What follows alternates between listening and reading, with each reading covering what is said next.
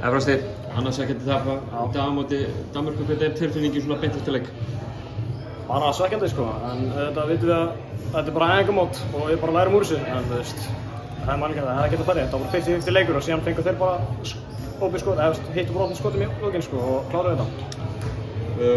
Tökur hann leik í dag og berðað saman við Íslandsleikinn í gær, er eitthvað jákvæmt svona sem þið takkið, einhver þróun á liðinu sem þið sjáðu það? Já, klálega. Byrjuðum ekki slaft eins og í gær, byrjuðum bara vel. Þetta var fyrsti leikur á tímann eða hann byrjaði eins og í gær og það er líklega verið undir með 30 í hálfleik sko. Þannig að það er mikið bæting, bara byrjaði vel. Rosalega mikið skorað í þessum leik. Já, við vorum mjög soft varnalega í fyrri hálfleik, þá vorum við að missa mjög mikið fram í okkur. Þeir voru bara að fara í leið og galopið leið, bara engin hjálp eða neitt, engin róteringa eða neitt, þannig að þú veist, og síðan voru þeir svo sem ekkert eitthvað skárri sko. Við vorum að finna Viktor undir og setja skotum okkar, þannig að þú veist, þetta var bara góða sóknarleik á móti liðnum varnarleik líka í rauninni sko.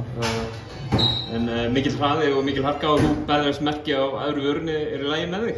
Já, ég er Hvað gerðist það? Ég fekk skiptingu á 55 sem er alveg stór, alveg mikið stærni og hann ætlar að fara á póstum við sem kemur hérna, neglir olnboganum beint í kjaftina á mér og tennið fyrir svona gegn hérna og það gat hérna og ég blöddi bara ekkert öðlega mikið. En hérna Andri Geitin, hann hjálpaði mér og lagaði þetta bara. Stutt á milli í þessu, fáið Svíana í fangið á morgun. Er það eitthvað búin að skoða þá? Já, við horfum á leikinn hjá þeim móti Dönum í gær og það var bara jafn leikur. Þeir rétt svo töpuðu á mótinu. Þeir voru 10 stigum yfir eitthvað 1,5 eftir og Dani kom bara við tilbaka. Þannig að þetta bara var hörkuleikur eins og í gær.